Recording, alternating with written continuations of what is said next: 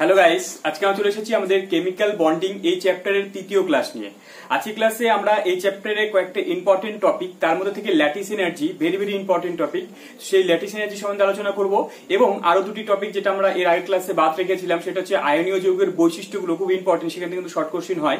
তো আয়নীয় যৌগের বৈশিষ্ট্যগুলো এবং তার সঙ্গে আমরা আলোচনা করব ক্যাটায়ন এবং অ্যানায়নের ব্যাসার্ধ যদি জানা থাকে তাহলে আমরা সেখান থেকে আয়নীয় ক্রিস্টালের গঠন সম্বন্ধে আমরা কি ধরনের ধারণা পেতে পারি, তো সেই গঠন সম্বন্ধে আমরা আলোচনা করব। তো বুঝতে পারছো আজকে প্রত্যেকটা টপিক কিন্তু খুব গুরুত্বপূর্ণ, তাই জন্য ক্লাসটা শুরু থেকে শেষ পর্যন্ত খুব মনোযোগ সহকারে দেখতে থাকো। আর আমি যে কোশ্চেনগুলো তোমাদেরকে শেষে করতে বলবো সেগুলো কিন্তু তোমরা অবশ্যই কমেন্ট করে জানাবে। তাহলে চলো আর দেরি না করে শুরু করা যাক আজকে ক্লাস।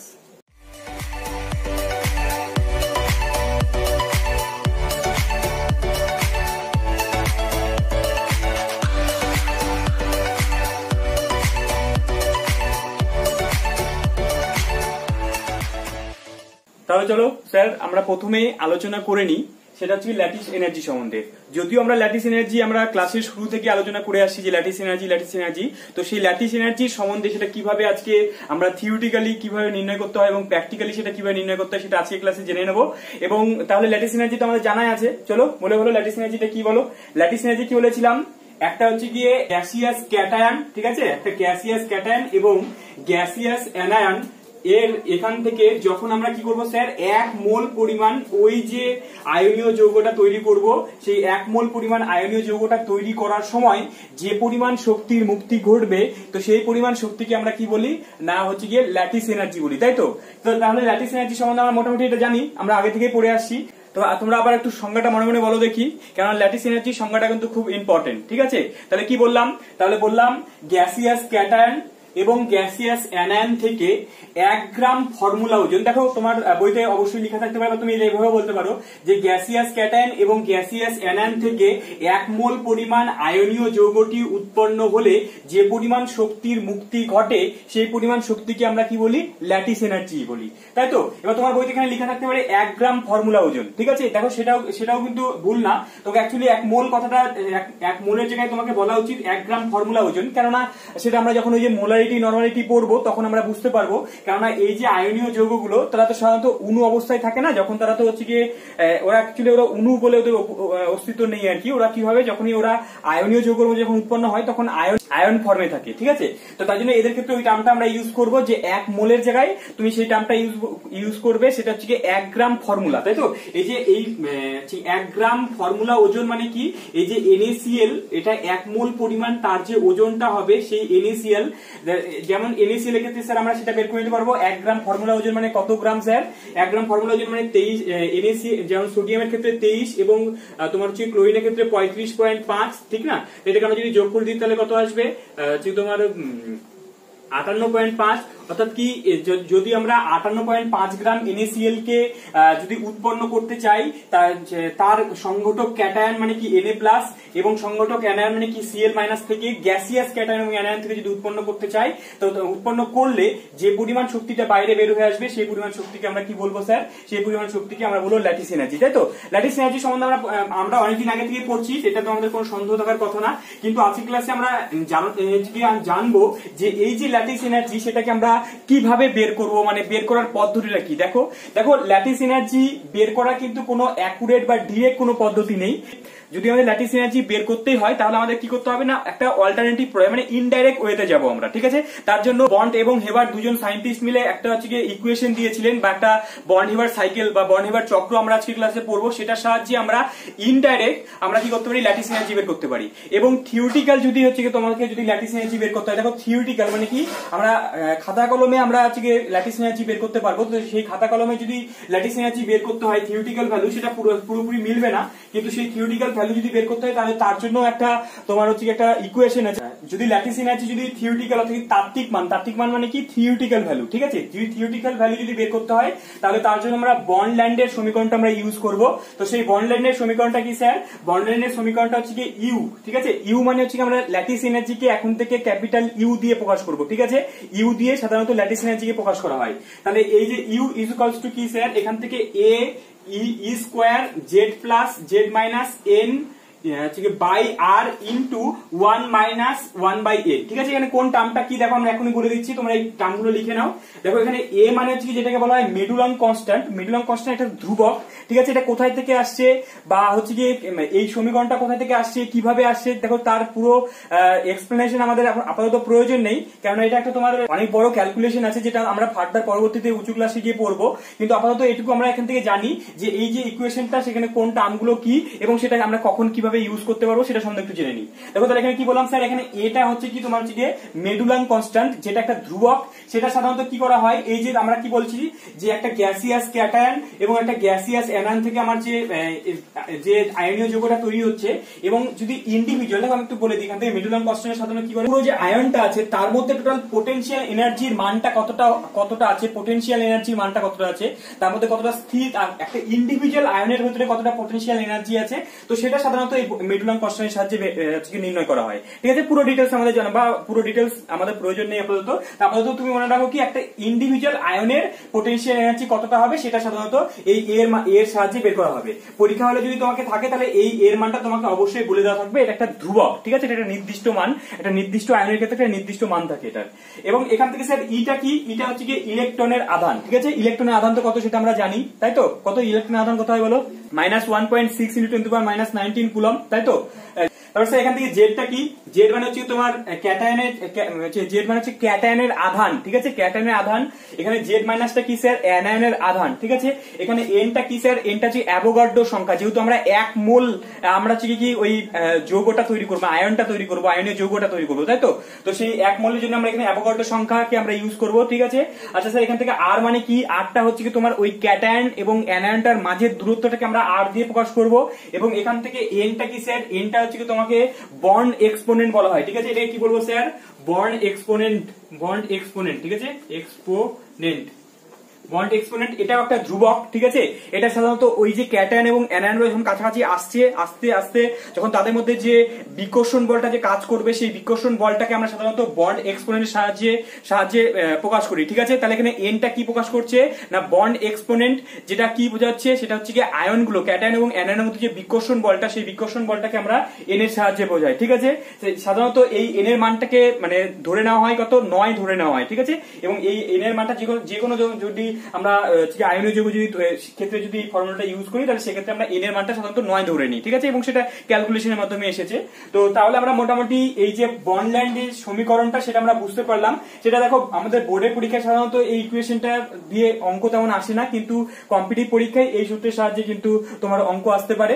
তো তাহলে মোটামুটি আমরা এখানে বুঝতে পেরে গেছি কোনটা কি, তোমাকে এখানে প্রত্যেকটা ভ্যালুই তোমার বলে দেওয়া থাকবে। তাহলে আমরা দেখো তো স্যার এখান থেকে এই ইকুয়েশন থেকে একটা জিনিস লক্ষ্য করলাম কি, যে দেখো এখান থেকে এই যে জেড প্লাস এবং জেড মাইনাস এবং আর, এটা ছাড়া বাকি প্রত্যেকটা টার্মই কিন্তু এখানে কনস্ট্যান্ট। ঠিক আছে, প্রত্যেকটা টার্মই এখান থেকে কনস্ট্যান্ট আমরা পেলাম। তাহলে আমরা এটুকু বলতে পারি না যে ল্যাটিস এনার্জি তোমার সমান সমান কি হচ্ছে গিয়ে তোমার ওই যে ক্যাটায়ন এবং অ্যানায়নের আধান। ঠিক আছে, আমরা তাহলে বলতে পারি ল্যাটিস এনার্জিটা কি, যেহেতু এখানে উপরে আছে তাহলে পুরোটা যেহেতু কনস্ট্যান্ট হয়ে গেল, তাহলে কনস্ট্যান্ট যদি আমরা এটা যদি আমরা দেখতে পাচ্ছি তো কনস্ট্যান্ট। ঠিক আছে, কনস্ট্যান্ট ইনটু তুমি কি পাচ্ছ যে Z plus Z minus by R. ঠিক আছে, এটা পাওয়া যাচ্ছে। তাহলে এখান থেকে কনস্ট্যান্ট, এটাকে আমরা সমান সমান কনস্ট্যান্ট একে আমরা সমানুপাতিক বলতে পারি। তাহলে ইউ সমানুপাতিক কি পাচ্ছি যে জেড প্লাস জেড মাইনাস, আবার কি পাচ্ছি স্যার ইউ ব্যস্তানুপাতিক 1/r, অর্থাৎ কি এখানে আরটা কি ছিল, ক্যাটায়ন এবং অ্যানায়নের মধ্যে দূরত্বটা।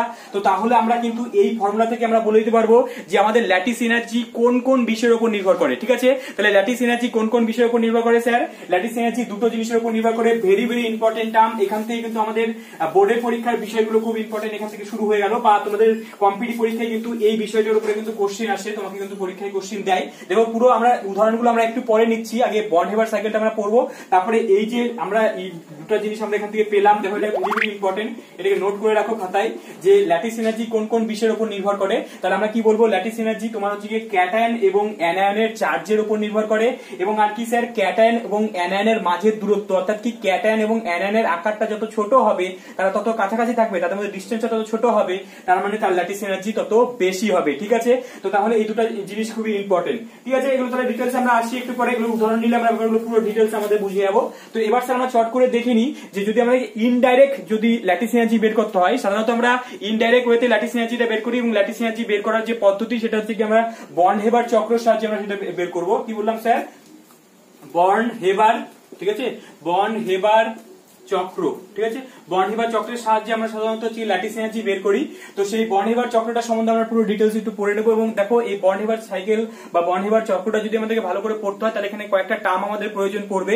তো সেই টার্মগুলোর মধ্যে যেমন ধরে নাও আয়নন বিভব, তারপর হচ্ছে ইলেকট্রন অ্যাফিনিটি, তারপর হচ্ছে তোমার গঠন এনথালপি। তো যে টার্মগুলো তোমাদের যদি এখনো জানা না থাকে তাহলে পিরিয়ড টেবিলটা কিন্তু ভালো করে, পিরিয়ড টেবিলের বিষয়গুলো তোমাদের কিন্তু ভালো করে জানতে হবে, যেখানে আমরা পড়েছিলাম যে আয়নন বিভব কি জিনিস বা তোমার ইলেকট্রন অ্যাফিনিটি কি জিনিস, সেই টার্মগুলো কিন্তু আমাদের এখন প্রয়োজন পড়বে। ঠিক আছে, তাও আমি তোমাদেরকে চট করে একটু সেই বিষয়গুলো একটু বলে দিই। দেখো এখান থেকে গঠন এনথালপি এই বিষয়টা আমাদের কিন্তু প্রয়োজন পড়বে। আচ্ছা, এনথালপিকে আমরা সাধারণত এইচ দিয়ে প্রকাশ করেছিলাম, তাই তো, ডেল এইচ দিয়ে এনথালপি পরিবর্তনকে আমরা প্রকাশ করেছিলাম। যে কোনো শক্তিকে আমরা সাধারণত যখন শক্তি পরিবর্তন ব্যবহার করবো বা আমরা পরবর্তীতে যখন থার্মোডাইনামিক্স পড়বো তখন যখন যে কোনো শক্তিকে যখন আমরা প্রকাশ করতে যাবো তখন কিন্তু আমরা ডেল এইচ এটা ইউজ করবো। ঠিক আছে, এবার স্যার গঠন এনথালপি বিষয়টা কি বললাম, গঠন শক্তি। ঠিক আছে, গঠন এনথালপি কি জিনিস?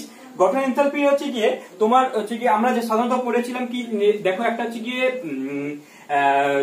এলিমেন্ট, ঠিক আছে, এলিমেন্ট প্লাস হচ্ছে গিয়ে এখান থেকে Cl2, ঠিক আছে, গ্যাস পরস্পর যুক্ত হয়ে গিয়ে NaCl সলিড উৎপন্ন হলো। তাহলে দেখো তোমার এখান থেকে কিন্তু একটা জিনিস তোমাদের একটু ক্লিয়ার করে নিতে হবে, সেটা হচ্ছে ল্যাটিস এনার্জি এবং হচ্ছে গঠন এনথালপি এই দুজনের মধ্যে কিন্তু পার্থক্য আছে। ল্যাটিস এনার্জি এবং গঠন এনথালপির মধ্যে পার্থক্যটা কোথায় স্যার? ল্যাটিস এনার্জির ক্ষেত্রে আমরা সংজ্ঞাটা পড়েছিলাম কি না, তোমার হচ্ছে গ্যাসিয়াস ক্যাটায়ন এবং অ্যানায়ন থেকে 1 গ্রাম ফর্মুলা ওজন তোমার হচ্ছে আয়নীয় যৌগটা উৎপন্ন যে পরিমাণ শক্তি উৎপন্ন হচ্ছে। আর তোমার গঠন এনথালপি বা গঠন শক্তির ক্ষেত্রে ব্যাপারটা কি না, তোমার গঠন এনথালপির ক্ষেত্রে ওই যে তোমার যৌগটা বা 1 গ্রাম ফর্মুলা, ঠিক আছে, 1 গ্রাম ফর্মুলা ওজন আয়নীয় যৌগটা উৎপন্ন হতে কোথায় থেকে না, তার সংগঠক যে এলিমেন্ট, ঠিক আছে, তার পিওর স্টেটে তোমার সেই মৌলগুলো মানে এই NaClটা উৎপন্ন যেখান থেকে উৎপন্ন হচ্ছে, কোথায় থেকে উৎপন্ন হচ্ছে না, সোডিয়াম এবং ক্লোরিন থেকে উৎপন্ন হচ্ছে। এবং এখানে কি পার্থক্যটা কোথায়, ল্যাটিস এনার্জির সঙ্গে পার্থক্যটা কোথায়, যে এখানে হচ্ছে সোডিয়ামটা তার পিওর অবস্থায়, সোডিয়ামটা যে তার পিওর এবং স্টেবল অবস্থা, সুস্থিত অবস্থা কি স্যার, সোডিয়াম সাধারণত কোন অবস্থাতে থাকে, সোডিয়াম সলিড অবস্থাতে থাকে, তার জন্য ওর পিওর অবস্থা, পিওর স্টেট থেকে, পিওর এবং স্টেবল স্টেট থেকে কি বললাম স্যার, যে পরিমাণ কি বললাম, স্টেবল, ঠিক আছে, স্টেবল এন্ড পিওর অবস্থা থেকে 1 গ্রাম ফর্মুলা ওজন পরিমাণ আয়নীয় যৌগ উৎপন্ন হলে যে পরিমাণ শক্তির মুক্তি ঘটে তাকে আমরা গঠন এনথালপি বলবো। ঠিক আছে স্যার, গঠন এনথালপি ব্যাপারটা বুঝতে পেরে গেছো? তাহলে ল্যাটিস এনার্জির সঙ্গে পার্থক্য কোথায়? ল্যাটিস এনার্জির জন্য হচ্ছে কি ক্যাটায়ন, গ্যাসিয়াস ক্যাটায়ন এবং গ্যাসিয়াস অ্যানায়ন হতে হবে। আর গঠন এনথালপি মানে কি, ওই যে তার পিওর অবস্থা, ও যে অবস্থাতে আছে সেই অবস্থাতে যদি পরস্পরের সঙ্গে যদি বিক্রিয়া করে যে 1 মোল পরিমাণ পদার্থ যদি উৎপন্ন করে তাহলে যে পরিমাণ শক্তিটা বাইরে বের আসবে সেটাকে আমরা গঠন এনথালপি বলবো। ঠিক আছে, ব্যাপারটা বোঝা গেছে? তাহলে স্যার ব্যাপারটা এবার আমরা বন্ড হেবার চক্রের সাহায্যে আমরা চক্র ব্যবহার করার জন্য আমাদের গিয়ে গঠন এনথালপিটা প্রয়োজন পড়বে। গঠন এনথালপিটা আমরা বুঝতে পারলাম, এবার চট করে আমরা বুঝে নেব স্যার তোমার সাবলিমেশন এনার্জিটা কি। সাবলিমেশন এনার্জিটা মানে কি? সাবলিমেশন মানে ঊর্ধ্বপাতন, আমরা বাংলায় বলবো ঊর্ধ্বপাতন। তো ঊর্ধ্বপাতন মানে কি, যে তোমাকে ওই সলিড পদার্থটা আছে সেটাকে আমরা যদি ঊর্ধ্বপাতন করি, মানে কি তোমাকে ডাইরেক্ট ঊর্ধ্বপাতন কাকে বলে, যে যেখানে কি হবে তোমার ডাইরেক্ট সলিড থেকে সেটা যদি একদম গ্যাসিয়াস স্টেটে চলে যায় সেটাকে আমরা ঊর্ধ্বপাতন বলি। ঠিক আছে, তো সাধারণত এই যে মেটাল গুলো আছে তারা কি হয়, তাদেরকে ডাইরেক্ট কি হয়, সলিড থেকে একদম তোমার গ্যাসিয়াস অবস্থায় নিয়ে চলে আসা হয়। তো তাকে এই অবস্থায় আনতে যে পরিমাণ শক্তিটা দিতে হবে সেটাকে আমরা হচ্ছে সাবলিমেশন এনার্জি বলবো। এবং এখানে আরেকটা এনার্জি আমাদের টার্ম ব্যবহার করবে আর কি, সেটা হচ্ছে bond dissociation energy. Bond dissociation energy আমরা কাকে বলবো না, তোমার একটা বন্ডকে ভাঙতে যে পরিমাণ শক্তি দিতে হবে সেটাকে আমরা বন্ড ডিসোসিয়েশন এনার্জি বলি। ঠিক আছে, সেই টার্মগুলো আমাদের প্রয়োজন পড়বে। দেখো আমি তাও আবার বন্ড হেবার চক্রটা বানাচ্ছি, তো সেখান থেকে যে টার্মগুলো পড়বে সেটা সম্বন্ধে আমি তখন আবার বলে দেবো। আমাদের বন্ড হেবার চক্রটা আমরা এখন তৈরি করবো, তোমরা দেখো কিভাবে তৈরি করছি। তো বন্ড হেবার সাইকেল থেকে তোমাদের মেইনলি অঙ্ক আসে পরীক্ষায়, অঙ্কটা আসতে পারে, তাও ব্যাপারটা আমরা দেখবো, খুবই সহজ বিষয়, এটা ভালো করে একটু দেখবে তাহলে ব্যাপারটা বুঝতে পারবে। দেখো এর জন্য আমরা কি বললাম স্যার, এর জন্য আমরা কি করবো না, একবার আমাকে যদি ল্যাটিস এনার্জিটা প্র্যাকটিক্যালি বের করতে হয় তাহলে আমাকে দুটো স্টেপ ফলো করতে হবে, মানে দুবার আমরা NaCl তৈরি করবো। ঠিক আছে, দুবার NaCl তৈরি করবো। কিভাবে স্যার দেখো, আমরা কি বললাম, আমাদের কাছে সোডিয়ামকে যখন নিলাম, সোডিয়াম কি অবস্থায় ছিল, সোডিয়ামকে আমরা সাধারণত সলিড অবস্থায় পাওয়া যায়, তাই না? সোডিয়াম কি আমরা দেখেছি? দেখো তোমরা যদি না দেখে থাকো তাহলে যখন তোমরা প্র্যাকটিক্যাল শুরু করবে, যখন স্কুলে প্র্যাকটিক্যাল করবে তখন সোডিয়াম তোমাদের প্রয়োজন পড়বে অর্গানিক কেমিস্ট্রি প্র্যাকটিক্যাল করার সময়। তো যাই হোক, এই সোডিয়ামকে আমরা সাধারণত সলিড, ওটা কেরোসিনের নিচে রাখা হয়। তো সেই সোডিয়াম সেটাকে আমরা যখন ক্লোরিন গ্যাস Cl2 গ্যাসের সঙ্গে যখন আমরা বিক্রিয়া করাবো, তাহলে ডিরেক্ট যদি বিক্রিয়া করিয়ে যদি আমরা 1 মোল পরিমাণ NaCl উৎপন্ন করি, ঠিক আছে, 1 মোল পরিমাণ পরিমাণ NaCl সলিড যখন উৎপন্ন হলো, ঠিক আছে স্যার, এই যে এগুলো ব্র্যাকেটের মধ্যে যেগুলো লিখেছি এগুলো কিন্তু তোমার short form, S for solid আর G ফর গ্যাস, ঠিক আছে। যখন আমার কোনো জায়গায় যদি AQ লেখা থাকে, AQ মানে অ্যাকুয়াস মানে জলীয় দ্রবণ, ঠিক আছে, বা কোথাও যদি তোমার হচ্ছে গিয়ে L লেখা থাকে, L বোঝাচ্ছে কি লিকুইড অবস্থা, ঠিক আছে, এটা স্টেট কে বোঝায়। সাধারণত ব্র্যাকেটের মধ্যে যেগুলো লেখা আছে সেগুলো তো স্টেট মানে কোন অবস্থায় আছে সেই অবস্থাকে প্রকাশ করছে। তো তাহলে এখান থেকে কি দেখলাম যে সলিড সোডিয়াম এবং Cl2 যদি সরাসরি তাদের মধ্যে বিক্রিয়া করে, তাহলে যদি 1 মোল পরিমাণ NaCl সলিড উৎপন্ন করে, তাহলে যে পরিমাণ শক্তিটা বাইরে বের হয়ে আসে সেই শক্তিটাকে আমরা কি বলি স্যার? এখনই বললাম তোমাদেরকে, সেটাকে আমরা বলবো কি গঠন এনথালপি বলবো। এবং গঠন এনথালপি সাধারণত আমরা ডেল এইচ নিচে সাফিক্সে এফ লিখে দেবো, সেই এফ মানে হচ্ছে তোমার ফরমেশন, ঠিক আছে। তাহলে গঠন এনথালপিকে আমরা সাধারণত ডেল এইচ এফ এইভাবে প্রকাশ করি। বোঝা গেছে ব্যাপারটা? আচ্ছা স্যার, এটা গেল তোমার যখন ডিরেক্ট আমরা যখন হচ্ছে কি তোমার সোডিয়াম এবং ক্লোরিনের সময় যখন আমরা বিক্রিয়া করিয়ে নেব, তখন এই প্রোডাক্টটা পাবো, সেটাকে আমরা গঠন এনথালপি পেয়ে গেলাম। এবং এর জন্য যে শক্তিটা পাওয়া গেল সেটাকে আমরা ক্যালকুলেশন করে রাখলাম, ঠিক আছে, কোথাও লিখে রাখলাম। এবার আমরা কি করবো স্যার? এবার আমরা করবো হচ্ছে কি সেই সোডিয়ামকে আমাকে যখন ল্যাটিস এনার্জি যদি বের করতে হয়, তাহলে আমাকে কি করতে হবে? এই সোডিয়ামটাকে কি আমরা ডাইরেক্ট হচ্ছে কি Na প্লাস করতে পারবো? ডাইরেক্ট কিন্তু Na প্লাস করতে পারবো না। কেন?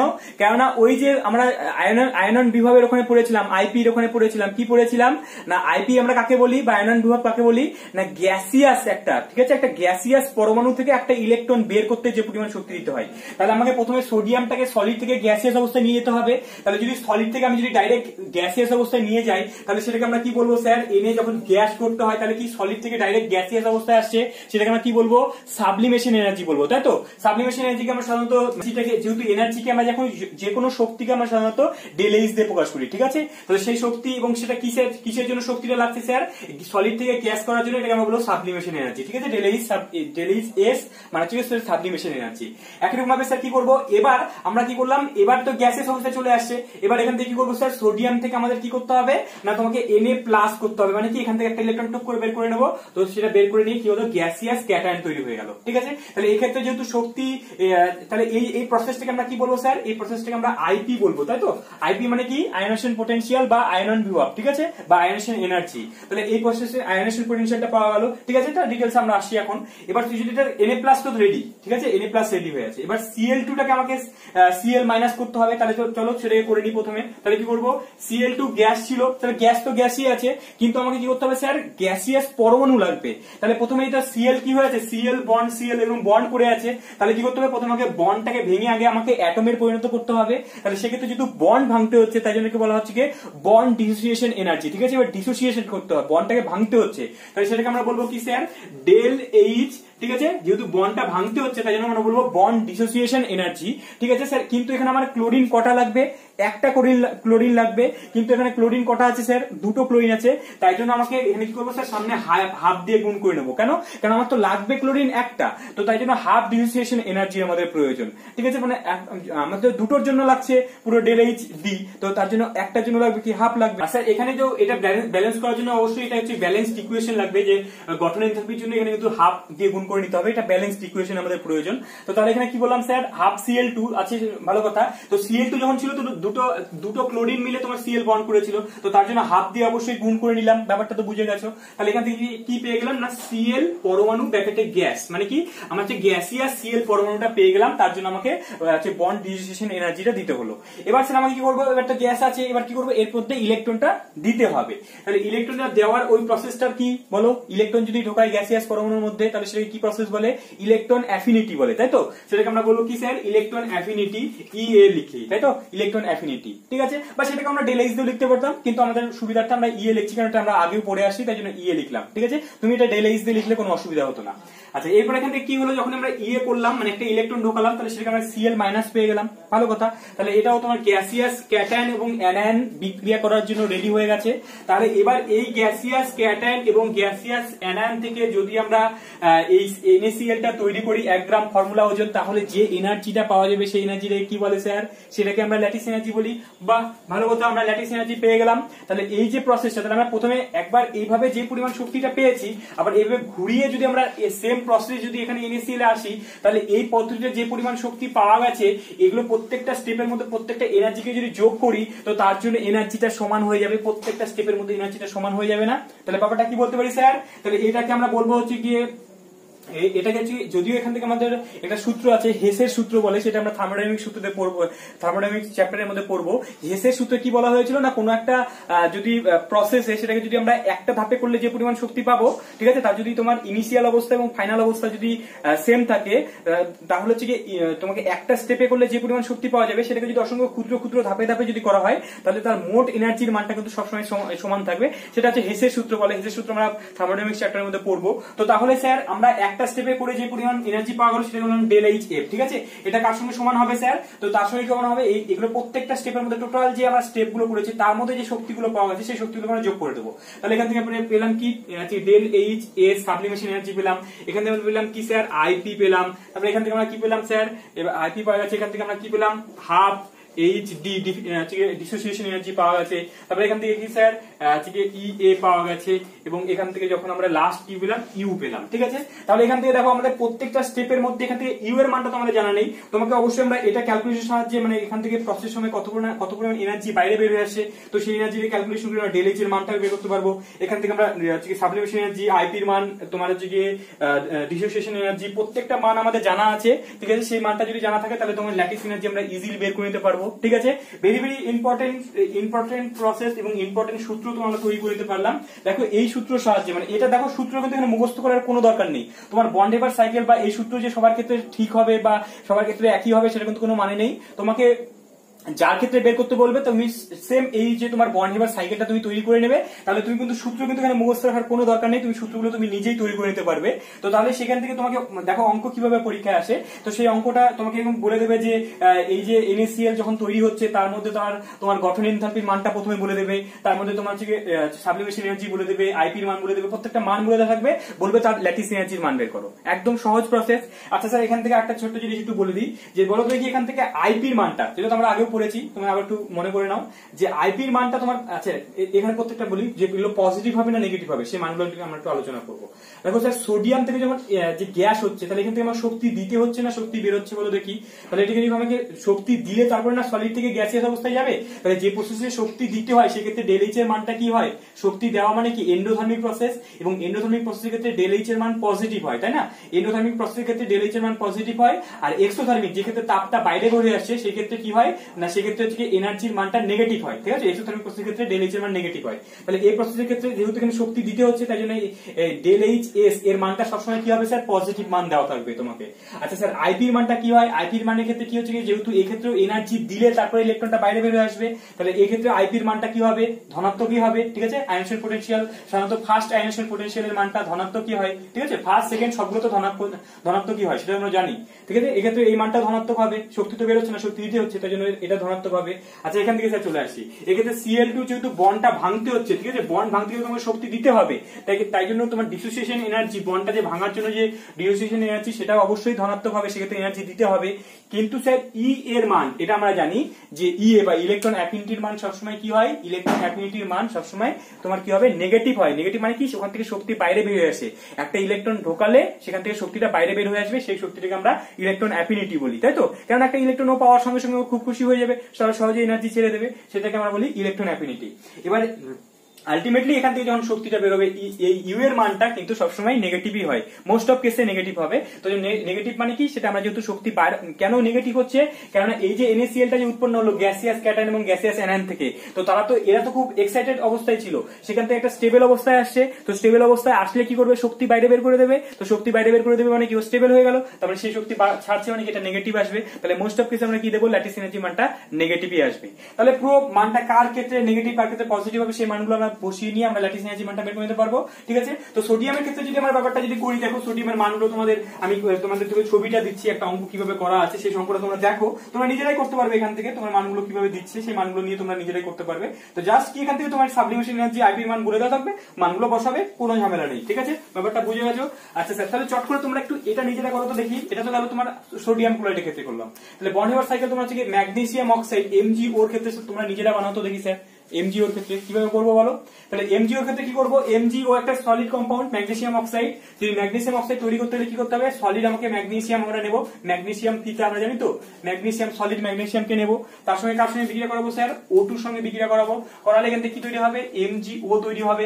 অবশ্যই সেটা ব্যালেন্স ইকুয়েশন থাকতে হবে। এখানে আমাকে কটা অক্সিজেন লাগছে, একটা, তাহলে এখানে হাফ দিয়ে গুণ করে নাও। অক্সিজেনটা গ্যাসের অবস্থায় ছিল, তাহলে সলিড গ্যাস থেকে তোমার ম্যাগনেসিয়াম সলিড উৎপন্ন হবে, ম্যাগনেসিয়াম অক্সাইড। তাহলে এখান থেকে আমরা কি বলি স্যার, এটাকে আমরা ডেল এফ বলি, গঠন এনথালপি। তাহলে আমাকে কি করতে হবে স্যার, প্রথমে আমাকে ম্যাগনেসিয়াম সলিড থেকে কি করতে হবে, সাবলিমেশন করতে হবে। আমাকে কি উড়িয়ে তোমাকে গ্যাসের অবস্থা নিয়ে যেতে হবে। তাহলে ম্যাগনেসিয়ামকে যদি আমার সলিড থেকে যদি গ্যাসের অবস্থা নিয়ে যেতে হয়, তাহলে সেটাকে আমরা কি বলবো স্যার, সেটাকে আমরা বলি হচ্ছে গিয়ে ডেল এইচ এস সাবলিমেশন। ঠিক আছে, এবার প্রথমে স্যার এখান থেকে একটা মজাদার বিষয় আছে, যে ম্যাগনেসিয়াম থেকে তোমাকে হচ্ছে গিয়ে প্রথমে আমরা কি করবো স্যার, এমজি প্লাস করবো, তাই না, এমজি প্লাস গ্যাসের অবস্থা নিয়ে যাবো, এটাকে আমরা ফার্স্ট আয়নেশন এনথালপি বা ফার্স্ট আইপি বলবো, তাই না। তো প্রথমে কিন্তু একটা করে আমরা ইলেকট্রন বের করবো, আমরা কিন্তু একসঙ্গে তো দুটো ইলেকট্রন বের করতে পারবো না, একটা করে ইলেকট্রন বের করবো। তারপরে এখানে এমজি প্লাস থেকে তারপরে কি হবে স্যার, আবার IP2 মানে দুটো ইলেকট্রন, কারণ আমাকে Mg2 প্লাস অক্সিজেনের সঙ্গে বিক্রিয়া করবে, Mg প্লাস এর সঙ্গে তো অক্সিজেন বিক্রিয়া করে না, Mg2 প্লাস এর সঙ্গে অক্সিজেন বিক্রিয়া করে। তাহলে এখানে আমরা কি পেয়ে যাবো, Mg2 প্লাস পেয়ে যাবো। তাহলে সেকেন্ড আয়নেশন পোটেনশিয়াল হয়ে গেল। তারপরে এখান থেকে স্যার আমরা চলে আসবো এবার অক্সিজেনের ক্ষেত্রে, এবার Mg2 প্লাস তো রেডি বিক্রিয়া করার জন্য, এবার অক্সিজেনের ক্ষেত্রে চলে আসবো। আবার অক্সিজেনের ক্ষেত্রে তোমার ডাবল বন্ড আছে, এখানে ডাবল বন্ডটাকে ভাঙতে হবে আমাদের প্রথমে। তাহলে ভাঙার জন্য কি করবো স্যার, এখান থেকে হাফ, ঠিক আছে, একটা অক্সিজেনের জন্য প্রয়োজন আমাদের ও প্রয়োজন, ও গ্যাস প্রয়োজন, ঠিক আছে। তাহলে হাফ কি করবো, ডেল এইচ ডিসোসিয়েশন, ঠিক আছে, তাহলে সেখান থেকে পেলাম। তারপরে এখান থেকে অক্সিজেনটাকে আমরা কি করবো স্যার, প্রথমে ও মাইনাস করবো, ঠিক আছে, ও মাইনাস করার জন্য আমাদের কি করবো, EA1 বলবো, ফার্স্ট ইলেকট্রন অ্যাফিনিটি। তারপরে এখান থেকে কি করবো স্যার, O2 মাইনাস করবো, ব্র্যাকেটে গ্যাস, তাহলে এখানে কি বলবো, সেকেন্ড EA বলবো, ঠিক আছে, সেকেন্ড EA বলবো। তারপরে এই যে গ্যাসিয়াস ক্যাটায়ন এবং গ্যাসিয়াস অ্যানায়ন তৈরি হলো, এবার এখান থেকে আমাদের এই যে গ্যাসিয়াস ক্যাটায়ন অ্যানায়ন থেকে যেটা পাওয়া গেল সেটাকে আমরা বলবো ল্যাটিস এনার্জি, ঠিক আছে। তাহলে তোমরা নিজেরা এটা তৈরি করতে পারছিলে। দেখো এখান থেকে ব্যাপারটা আরেকটা জিনিস একটু বলে দিই, যে পরীক্ষার হলে যদি ম্যাগনেসিয়াম অক্সাইড দিয়ে বর্নহেভার সাইকেলে যদি ল্যাটিস এনার্জি বের করতে বলে, সেক্ষেত্রে তোমাকে যদি মানগুলো বলে দেওয়া থাকে, এখানে কিন্তু একটু কনফিউশন হবে না। দেখো আমি বলে দিই, যে তোমাকে পরীক্ষা হলে যদি ডাইরেক্ট তোমাকে যদি বলে দেয় যে Mg2 প্লাস, ঠিক আছে, ম্যাগনেসিয়ামের তোমার হচ্ছে যে আয়নেশন পোটেনশিয়ালের মান তোমাকে যদি বলে দেওয়া থাকে, তাহলে সেক্ষেত্রে তোমাকে যদি Mg2 প্লাসের যদি আয়নেশন পোটেনশিয়ালের মান যদি বলে দেওয়া থাকে, তাহলে তুমি বুঝে যাবে সেটা সেকেন্ড আয়নেশন এনথালপির মানই দেওয়া আছে। আর সেক্ষেত্রে তোমাকে যদি ইন্ডিভিজুয়ালি বলে থাকে যে তার ফার্স্ট আয়নেশন এনথালপির মান এত, সেকেন্ড আয়নেশন এনথালপির মান এত, তাহলে সেক্ষেত্রে তোমাকে অবশ্যই দুটো যোগ করে নেবে, ঠিক আছে। যদি দুটো আলাদা আলাদা করে দেওয়া থাকে, তাহলে তুমি সেটা অবশ্যই দুটো যোগ করে নেবে।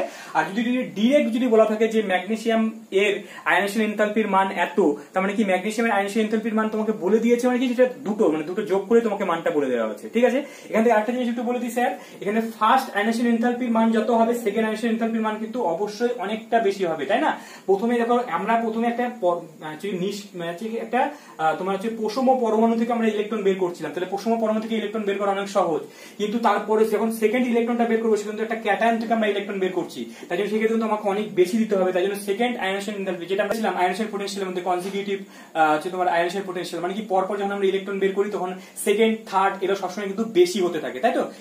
তো পরবর্তীতে আমরা একটা ক্যাটায়ন থেকে আমরা ইলেকট্রন বের করবো, ক্যাটায়ন থেকে ইলেকট্রন বের করতে অনেক কঠিন, ঠিক আছে। একই রকম ভাবে এখানে চলে আসবো। এক্ষেত্রে অক্সিজেনের ক্ষেত্রে যখন ফার্স্ট আমরা ইলেকট্রনটা ঢোকালাম, সেক্ষেত্রে ইলেকট্রনটাও পেয়ে খুব খুশি হলো, তাই তো। প্রথমে ক্ষেত্রে কিন্তু অবশ্যই এক্ষেত্রে এনার্জিটা বাইরে বের হয়ে আসবে, কিন্তু স্যার সেকেন্ড ইলেকট্রনটা যখন আমরা ঢোকাবো, তখন কিন্তু সেক্ষেত্রে আমরা জানি এটা আমরা কনজিকিউটিভ আমরা থেকে ইলেকট্রন অ্যাফিনিটি পড়েছিলাম, সেক্ষেত্রে কিন্তু সেকেন্ড ইলেকট্রন ঢোকানোর সময় কিন্তু আমরা একটা মাইনাস মানে একটা অ্যানায়নের মধ্যে ইলেকট্রন ঢোকাচ্ছি, তাহলে সেকেন্ডটা কিন্তু অল টাইম তোমার কি হবে, পজিটিভ হবে। সেক্ষেত্রে কিন্তু এনার্জি বেরোবে না, সেক্ষেত্রে আমাকে এনার্জি দিয়ে ইলেকট্রন ঢোকাতে হবে। এটা কিন্তু তোমরা খেয়াল রাখবে একটু, সেকেন্ডটা কিন্তু সবসময় পজিটিভই হবে, সেটা আমরা আগেও পড়েছিলাম। তাহলে সেক্ষেত্রে দুটো হলো। তাহলে এক্ষেত্রে তোমাকে যদি ইলেকট্রন অ্যাফিনিটির মান অক্সিজেনের ক্ষেত্রে যদি দেওয়া থাকে, যদি ডাইরেক্ট যদি বলে যে অক্সিজেনের ইলেকট্রন বা ইলেকট্রন আসক্তির মান এত, তার মানে তুমি ধরে নিবে দুটো মানই দেওয়া আছে। আর যদি আলাদা আলাদা করে যদি দেওয়া থাকে, দুটো বলে দেওয়া ফার্স্ট ইলেকট্রন অ্যাফিনিটির মান এত, সেকেন্ড ইলেকট্রন অ্যাফিনিটির মান এত, তাহলে সেক্ষেত্রে দুটোকে যোগ করে নিয়ে তারপরে বসাবে। তাহলে স্যার এক্ষেত্রে সূত্রটা কি হলো বলতো দেখি, সূত্রটা চট করে লিখে বলতো দেখি, সূত্রটা কি হবে। তাহলে কি হবে, ডেল এইচ, ঠিক আছে, ডেল এইচ এফ সমান সমান আমরা কি লিখবো, এখান থেকে আমরা এই সূত্রের সাহায্যে আমরা ল্যাটিস এনার্জি বের করে দিতে পারলাম, ঠিক আছে। ব্যাপারটা পুরো ক্লিয়ার হয়ে গেছে তোমাদের, নিজেরা তোমরা করতে পারবে, ঠিক আছে, ব্যাপারটা পুরো ক্লিয়ার। আচ্ছা স্যার, তোমরা তাহলে এটা নিজেরা খাতায় করে আমাকে অবশ্যই জমা করবে, আমাকে দেবে, হোয়াটসঅ্যাপ গ্রুপে এটা পাঠাবে। সেটা কি স্যার, তোমরা আছে কি এর বন্ডহেভার চক্রটা তোমরা তৈরি করবে, MgCl2, ঠিক আছে, MgCl2 বন্ডহেভার চক্র তোমরা নিজেরা তৈরি করবে, করে নিয়ে আমাকে পাঠাবে, যেটা তোমরা কিভাবে তৈরি করবে, ঠিক আছে। বন্ডহেভার চক্র এটা তোমরা তৈরি করে আমাকে পাঠাবে। আচ্ছা বন্ড এবার চক্র আমার পুরো ব্যাপারটা ক্লিয়ার হয়ে গেছে, কিরকম অঙ্ক থাকবে, অঙ্ক আমরা লাস্টে এক দুটো অঙ্ক পড়বো, ঠিক আছে। এবার চট করে চলে আসি ল্যাটিস এনার্জি থেকে কি ধরনের কোশ্চেন আমাদের পরীক্ষায় আসবে। দেখো ল্যাটিস এনার্জি থেকে যে আমি প্রথমেই বলেছিলাম ল্যাটিস এনার্জি দুটো জিনিসের উপর নির্ভর করে, একটা হচ্ছে কি তোমার জেড প্লাস জেড মাইনাস, মানে হচ্ছে যেই ক্যাটায়ন এবং অ্যানায়ন দিয়ে তৈরি হয়েছে তাদের আধানটার উপর নির্ভর করবে, তাদের আধান কত আছে তার আধানের গুণফলের উপর নির্ভর করবে, এবং দ্বিতীয় কি জিনিস কি স্যার, তাদের মধ্যে দূরত্বের সঙ্গে ব্যস্তানুপাতিক, মানে তাদের মধ্যে দূরত্ব যত কম হবে ল্যাটিস এনার্জি তত বেশি হবে, ঠিক আছে। তাহলে বিষয়টা দিয়ে দেখো, এবার কয়েকটা উদাহরণ নিয়ে উদাহরণ নিলে ব্যাপারটা আমাদের পুরো ক্লিয়ার হবে, ঠিক আছে। দেখো তোমরা এই ব্যাপারটা করো, নিজেরা দেখো, নিজেরা করতে পারবে। এখান থেকে দেখো বলা হলো তোমাকে যে NaCl, ঠিক আছে, তারপরে হচ্ছে তোমাকে বলা হলো যে KCl, ঠিক আছে। NaCl এবং KCl এর মধ্যে ল্যাটিস এনার্জি কার বেশি, ঠিক আছে। NaCl এবং KCl এর মধ্যে ল্যাটিস এনার্জি কার বেশি। দেখো স্যার এক্ষেত্রে প্রথমে আমরা ফার্স্ট কাজ, দেখো তোমরা এইভাবে তুমি কিন্তু কোশ্চেনটা করো, আমি যেভাবে বলছি তোমরা সেভাবেই করবে। প্রথমে হচ্ছে গিয়ে এটাকে ভেঙে দাও, ঠিক আছে। ভেঙে দিয়ে কোন কোন ক্যাটায়ন থেকে তৈরি হচ্ছে সেটাকে দেখো। ক্যাটায়নের আধান কত হচ্ছে এখানে Na প্লাস, আর অ্যানায়নের আধান কত Cl মাইনাস, ঠিক আছে।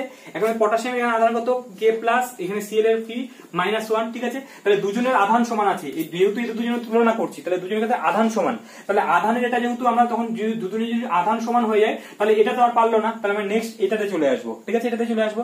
এবার আমাকে দেখতে হবে কি স্যার, তাদের মধ্যে দূরত্ব কোথায় কম আছে। দেখো এক্ষেত্রে ক্লোরিন তো সেম আছে, তাহলে আমাকে দেখতে হবে ক্যাটায়নটা নিয়ে, ঠিক আছে। এবার সোডিয়াম Na প্লাস আর K প্লাস এর মধ্যে কোনটা স্যার বেশি বড় হবে। অফকোর্স আমরা একই গ্রুপ বরাবর নিচের দিকে নামলে ক্যাটায়নের ব্যাসার্ধ বাড়তে থাকে, তাহলে এক্ষেত্রে কার ব্যাসার্ধটা বড়, K ব্যাসার্ধ বড়, তার মানে কি এদের মধ্যে দূরত্বটা অনেক বেশি, তাই জন্য কিন্তু তোমার NaCl এর ক্ষেত্রে ল্যাটিস এনার্জি বেশি হবে দেন KCl। ক্লিয়ার এটুকু, ঠিক আছে। এখন তোমরা এটা নিজেরা করো। এবার তোমাকে বলা হলো NaF, ঠিক আছে, NaF এবং হচ্ছে কি বলা হলো NaF এবং তোমাকে বলা হলো MgF2, ঠিক আছে। NaF এবং MgF2 এই দুজনের মধ্যে কার ব্যাসার্ধটা হচ্ছে, মানে তার ল্যাটিস এনার্জি বেশি হবে, কার ল্যাটিস এনার্জি বেশি হবে বলো দেখি, কার বেশি হবে। দেখো এক্ষেত্রে যখনই আসবে তখন ফার্স্ট কাজ, দেখো এখানে কিন্তু আমরা এক্ষেত্রে তো অ্যানায়নটা সমান আছে, ঠিক আছে, অ্যানায়নটা সমান আছে, তাহলে এক্ষেত্রে এবার ক্যাটায়নটা দেখবো। তাহলে ক্যাটায়নটা দেখবো, এবার কিন্তু অবশ্যই তোমাকে কি বললাম, প্রথমে আমাকে চার্জের গুণফল দেখতে হবে, ঠিক আছে। প্রথমে চার্জ দেখবো তারপরে ব্যাসার্ধের গল্প, ঠিক আছে। প্রথমে চার্জ তারপরে ব্যাসার্ধের গল্প। তাহলে এখান থেকে Na প্লাস, এখান থেকে F মাইনাস, এখান থেকে ম্যাগনেসিয়াম থেকে 2 প্লাস, আর এখান থেকে Cl এর দুটো মাইনাস আসবে, তাই না।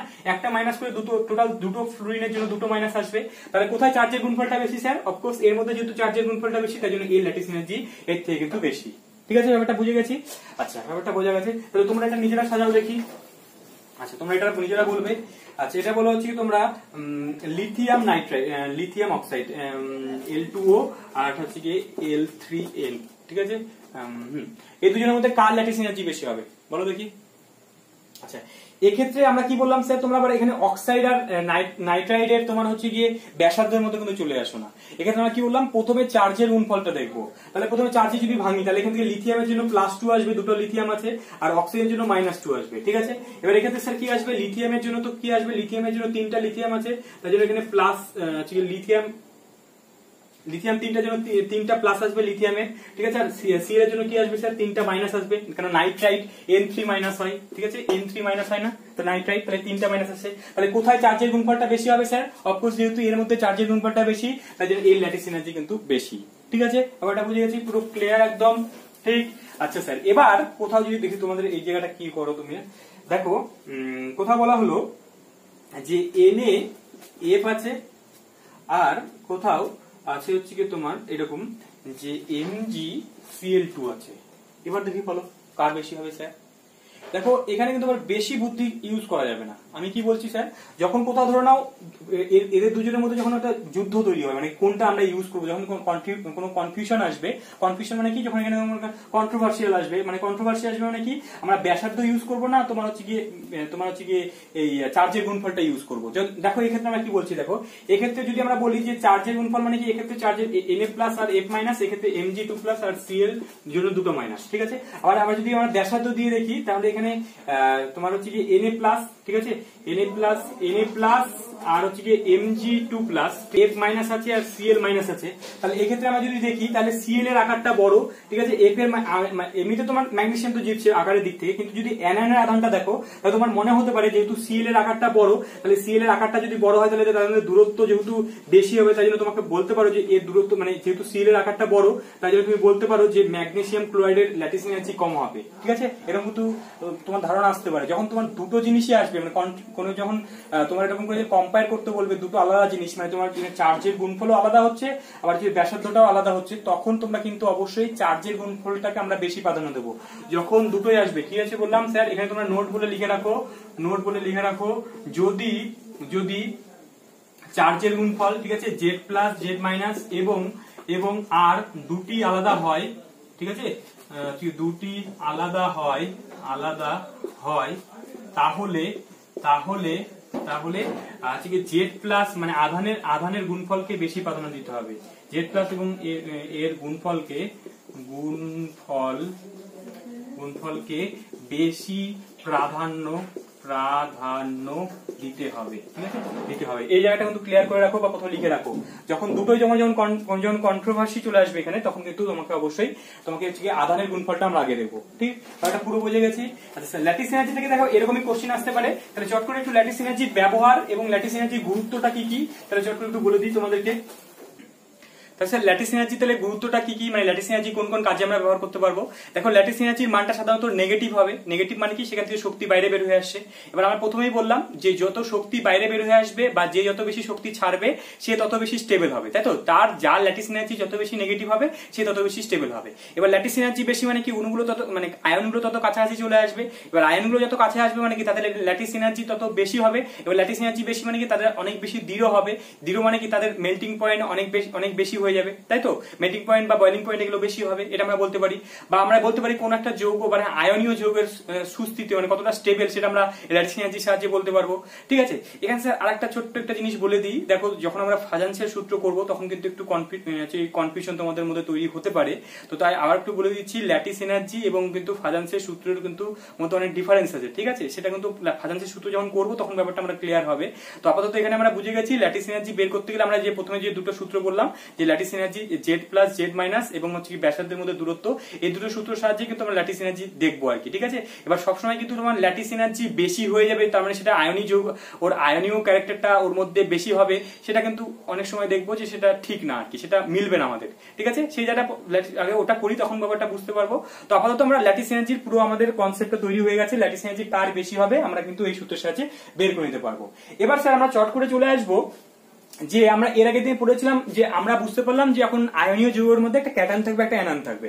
এবার আমাদের জেনে নেওয়া দরকার যে ওই যে আয়নীয় যৌগগুলো তার আমরা তো জানি সবসময় কি হয় না স্যার, ক্যাটায়নের ব্যাসার্ধ অল টাইম কি হয় না ছোট হয়, তাই তো। অ্যানায়নের ব্যাসার্ধ সবসময় বেশি হয়, এটা তোমরা জানি, কেন অ্যানায়নের মধ্যে ইলেকট্রন বেশি থাকে। ইলেকট্রনগুলো যেহেতু নিউক্লিয়াস বাইরের ইলেকট্রনগুলোকে বেশি করে টানতে পারে না, তাই জন্য ইলেকট্রনগুলো বাইরের দিকে যেতে থাকে, তাই জন্য অ্যানায়নের ব্যাসার্ধটা সবসময় বড় হয় ক্যাটায়নের থেকে। এবার আমরা দেখে নেব যে কোন একটা যৌগের যদি হচ্ছে ক্যাটায়ন এবং অ্যানায়নের ব্যাসার্ধ যদি জানা থাকে তাহলে তার ক্রিস্টাল ল্যাটিস স্ট্রাকচারটা কেমন হবে, ঠিক আছে। আচ্ছা স্যার, ল্যাটিস স্ট্রাকচার শুরু করার আগে প্রথমে আমাদের একটু জেনে নেওয়া দরকার কোঅর্ডিনেশন নাম্বারটা কি জিনিস বা সর্বাঙ্গ সংখ্যা কি জিনিস, ঠিক আছে। কোঅর্ডিনেশন নাম্বার বা সর্বাঙ্গ সংখ্যা বিষয়টা কি জিনিস, দেখো যখন মানে এটা যদি আমরা বলি কোঅর্ডিনেশন নাম্বার তোমার হচ্ছে কি পশম পরমাণুর ক্ষেত্রে হয়, মানে পশম যেগুলো ধরো ধাতুর যেগুলো হচ্ছে তোমার পশম ধাতু আর কি, ধাতুর ক্ষেত্রে সেটা ব্যাপারটা আলাদা হবে, সংজ্ঞাটাও আলাদা হবে। কিন্তু আমরা যেহেতু আয়নীয় যৌগটা পড়ছি, সেই আয়নীয় যৌগের যদি সংজ্ঞা বলি, যে কোঅর্ডিনেশন নাম্বারের সংজ্ঞাটা যদি বলি, তাহলে আমরা বলবো কি যে কোন একটা আয়নীয় যৌগের ভেতরে একটা নির্দিষ্ট আয়নকে কেন্দ্র করে তার বিপরীত আয়ন তাকে টাচ করে তার চারিদিকে যতগুলো থাকতে পারবে, ঠিক আছে। মানে কি বললাম, একটা আয়ন তার চারিপাশে মানে কি তার চতুর্দিকে বিপরীত আয়নকে যতগুলোকে জায়গা দিতে পারবে সেটা হবে তার কোঅর্ডিনেশন নাম্বার। কোঅর্ডিনেশন নাম্বার সর্বাঙ্গ সংখ্যা, মানে ওকে ঘিরে কতজনকে থাকতে পারবে, ঠিক আছে। ব্যাপারটা কি বললাম স্যার, ধরে নাও এই একটা এখানে প্লাস আছে, একটা ক্যাটায়ন আছে।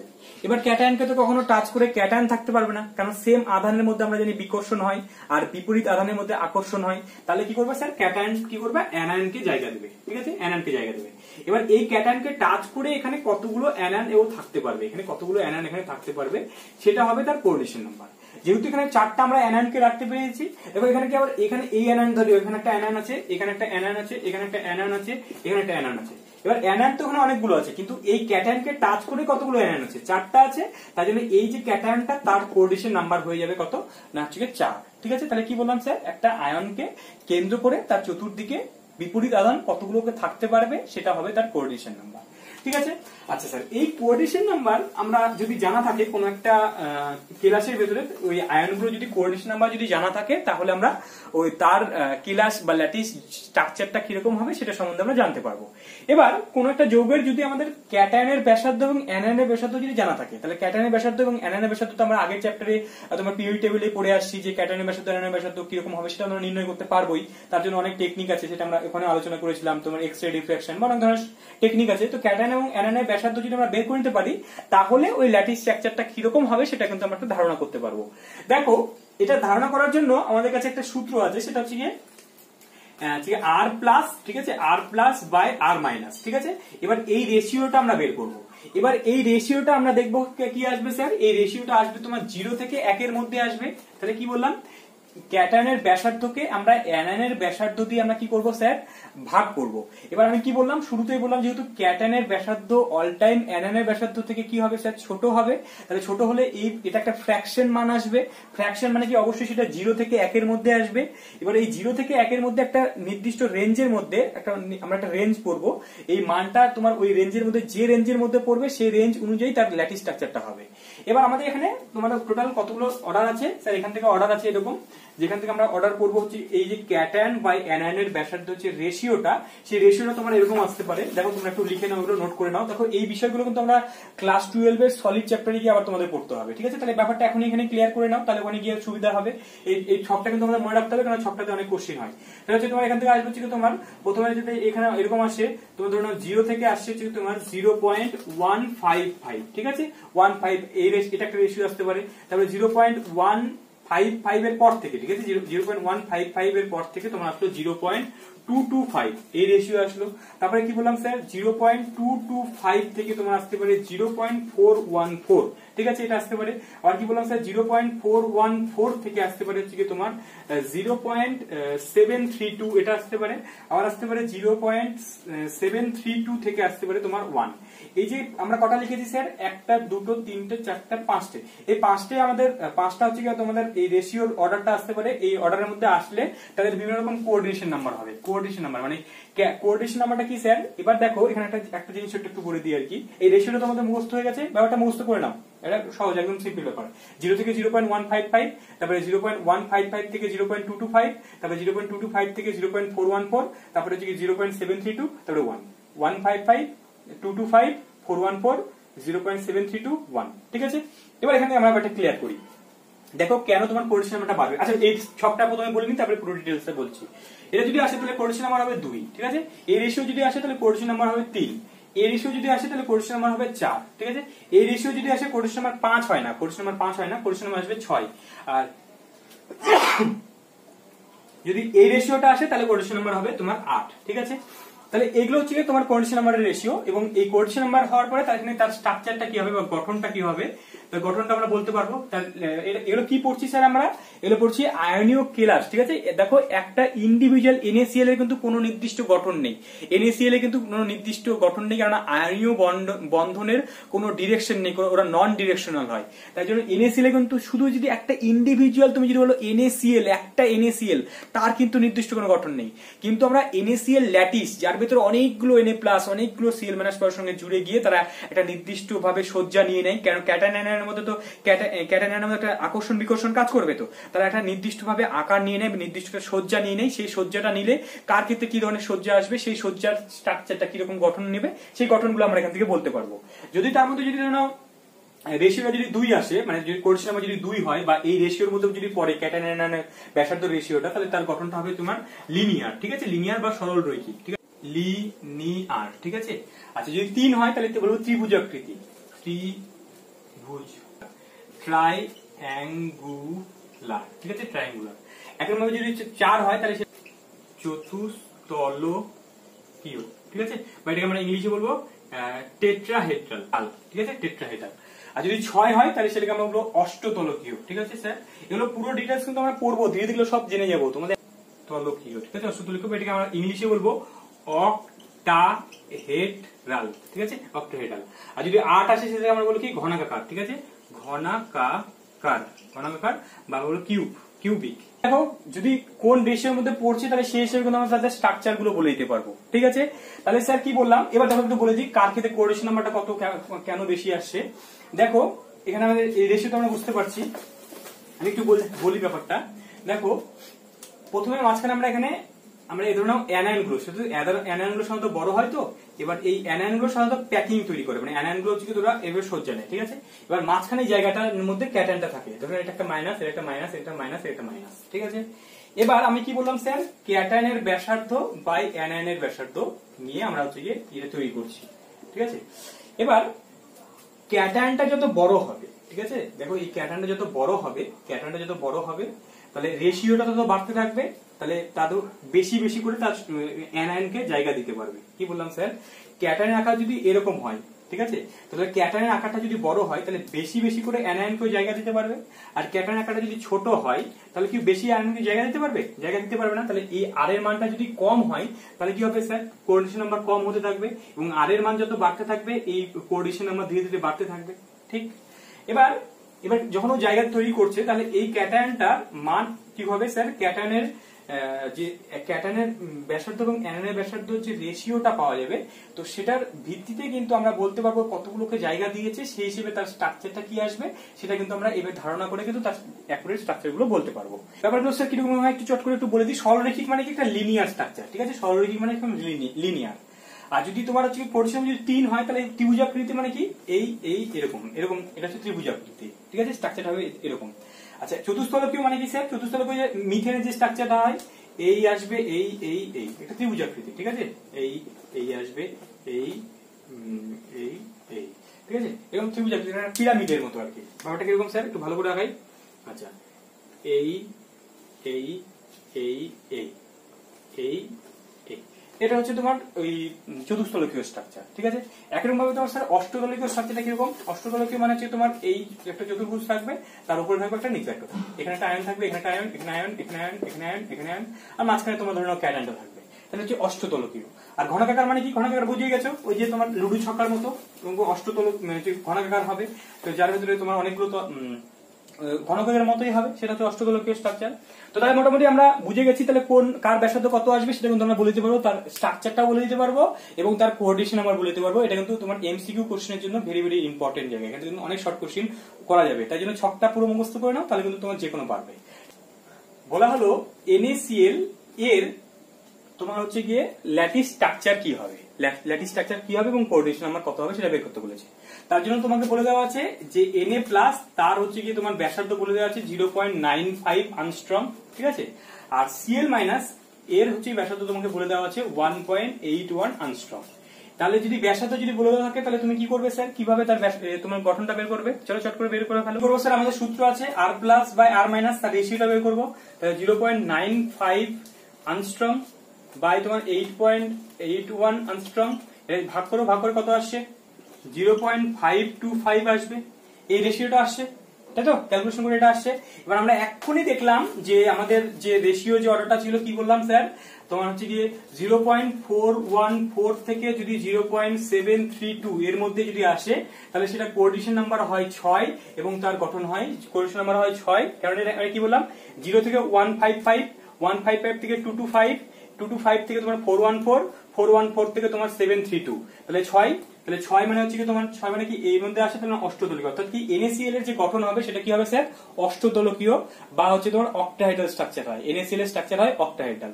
আচ্ছা, একেবারে তোমরা এটা নিজেরা বলবে, দেখি এটা তোমরা নিজেরা করে নিয়ে কমেন্ট করে জানাবে সিজিয়াম ক্লোরাইড এর গঠন কি হবে এবং এর স্ট্রাকচার কি হবে, মানে কোঅর্ডিনেশন নাম্বার কত হবে। ঠিক আছে, প্রথমে বলবে CN for coordination number, CN মানে কি কোঅর্ডিনেশন নাম্বার, কোঅর্ডিনেশন নাম্বার কত হবে এবং তার স্ট্রাকচার কি হবে। ঠিক আছে, স্ট্রাকচার ল্যাটিস স্ট্রাকচার কি হবে, ল্যাটিস স্ট্রাকচার কি হবে, ঠিক আছে, স্ট্রাকচার কি ধরনের হবে সেটা তোমরা বলবে।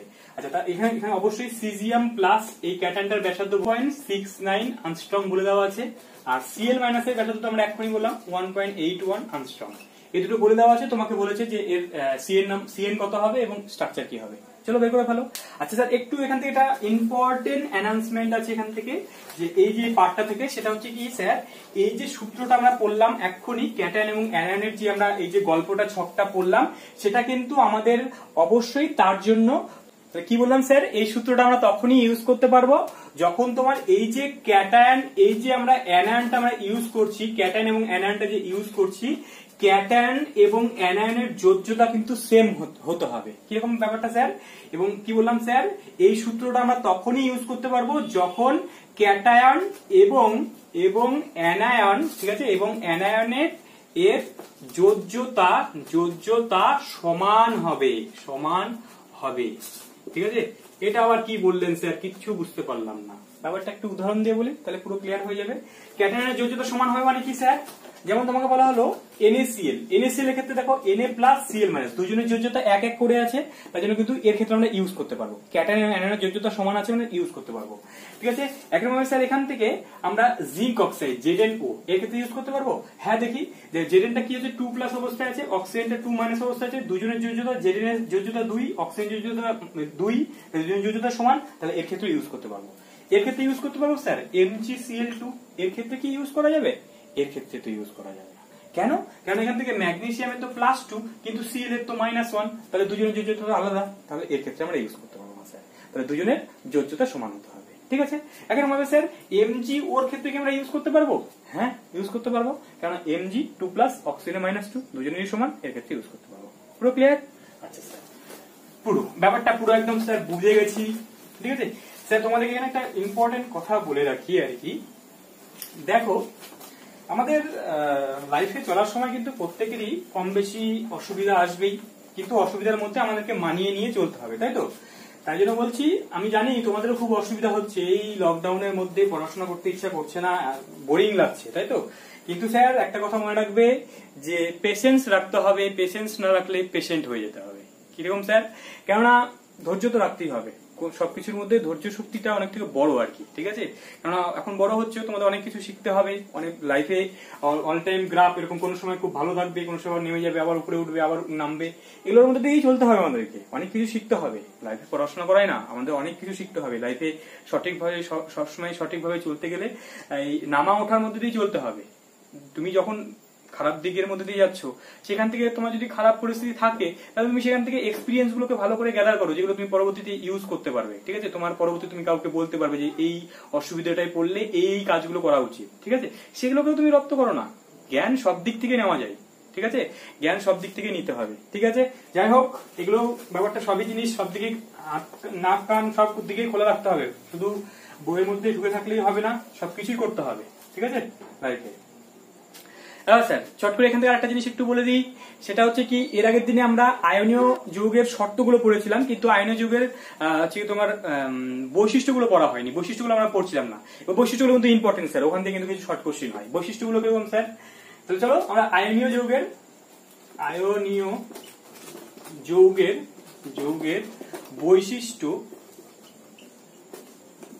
বৈশিষ্ট্যগুলো পড়ে নেবো, ঠিক আছে। আয়নীয় যৌগের বৈশিষ্ট্য, হাতের লেখা খারাপ হয়ে যাচ্ছে, কিন্তু করা কিছু নেই, তাড়াতাড়ি লিখছি আমি, কারণ আমি ওই ধীরে ধীরে লেখা, অত ভালো করে লেখা, তোমরা তো লেখাগুলো তো বুঝতে পারছো। যদি লেখাগুলো যদি না বুঝতে পারো, তাহলে কিন্তু কমেন্ট করে বলো যে স্যার একটু ভালো করে পরিষ্কার করে লিখবেন আর কি, ঠিক আছে। না হলে বোঝা যাচ্ছে না আপনার লেখাগুলো, এটা বলবে। কিন্তু আমি আশা করা যায় তাড়াতাড়ি করে লিখছি তো, লেখাগুলো অবশ্যই বোঝা যাচ্ছে, পরিষ্কার তো, মানে মোটামুটি বোঝা যাচ্ছে তো, ঠিক আছে। চলো দেখো, এখান থেকে স্যার আমরা আয়নীয় যৌগের বৈশিষ্ট্যগুলো পড়বো। বৈশিষ্ট্যগুলোর মধ্যে আমাদেরকে প্রত্যেকটা পয়েন্টগুলো আমি লিখে নিই, তারপরে প্রত্যেকটা পয়েন্টগুলো আমরা প্রথমে তোমাকে একটা একটা করে আলাদা আলাদা করে আলোচনা করবো, এবং প্রত্যেকটা টপিক তোমাদেরকে বুঝিয়ে দিচ্ছি প্রত্যেকটা পয়েন্টগুলো, ঠিক। তাহলে স্যার আমরা এখন দেখে নেবো যে আয়নীয় যৌগের ধর্ম এবং বৈশিষ্ট্য, ঠিক আছে। আমরা ধর্মগুলোও পড়বো, আয়নীয় যৌগের ধর্ম কি এবং বৈশিষ্ট্য, ঠিক আছে। ধর্ম ও বৈশিষ্ট্য সম্বন্ধে আমরা পড়বো। প্রথম পয়েন্টটা পড়বো হচ্ছে গিয়ে ভৌত ধর্ম। ভৌত ধর্ম মানে কি, সে তার কি অবস্থায় আছে, তার স্টেটটা কি হয় সাধারণত।